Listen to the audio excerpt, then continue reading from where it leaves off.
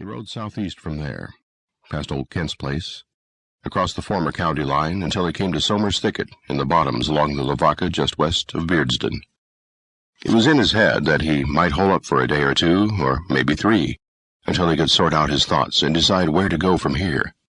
After all, Somer's Thicket had been the perfect hiding place for Unionists, draft dodgers, deserters, and all sorts of outlaws during the recent war between the states.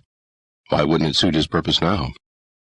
Slater eased Nimbus down the steep bluff into the densely timbered maze of underbrush, vines, hackberries, and live oaks that was the thicket.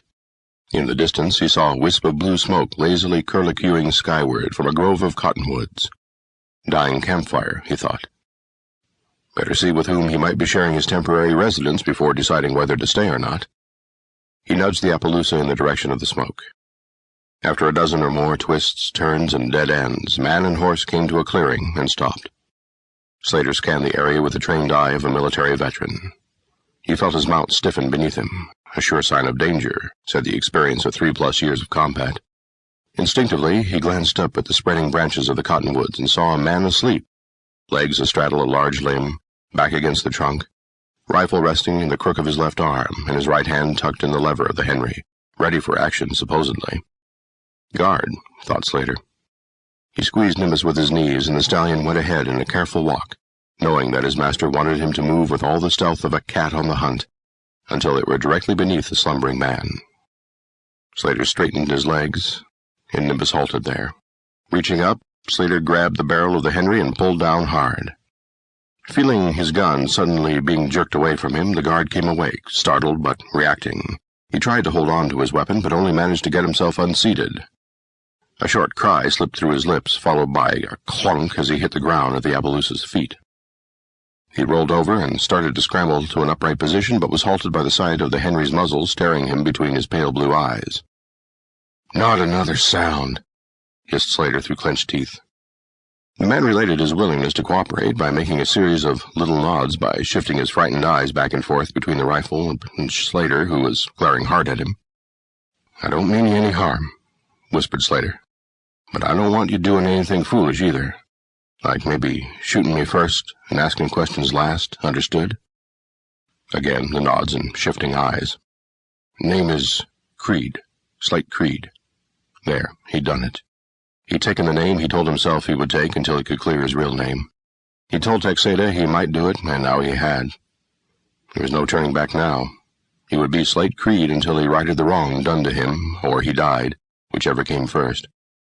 "I know about this place," he continued. "I know about the kind of men who hide out here. I need to hide out here, too, for a while leastways.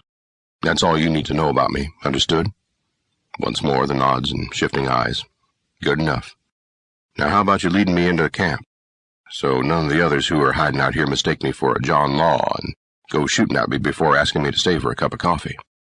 Creed raised the rifle away from the man's face. The man swallowed hard, sighed, and said, "Sure thing, Mr. Creed." Then he turned and led the way into camp. Creed followed, but at a safe distance. The outlaw camp at Somer's Thicket wasn't much to look at. A score of brush-covered lean-tos scattered about a clearing beneath more cottonwoods. Most of the structures were unoccupied at the moment. Evidently, the regulars who hid here were off somewhere, probably up to no good. Creed saw only 2 other men besides himself in the guard. Both of them were sleeping, each in a separate hut. "What's your name?" Creed asked the guard. "Bateman, Bell," he answered with a long-toothed smile. "Most everybody calls me Bats, though, Mr. Creed. That's 'cause they say I got bats in my bell tower." He chortled, sounding like a pig rooting at the trough. "Well, Bats," said Creed, slipping into a down-home brand of dialect. "I've been up all night, and I'm all done in right now. I'd take it kindly if you were to see to it that I ain't bothered by no one until I wake up later today. You think you could do that for me, Bats?" He handed the Henry back to Bell.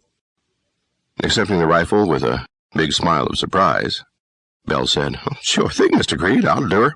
I'll even feed it and water your horse if you want me to." "Well, that would be real nice of you, Bats." Creed slid down from the saddle and handed the reins to Bell. "His name is Nimbus.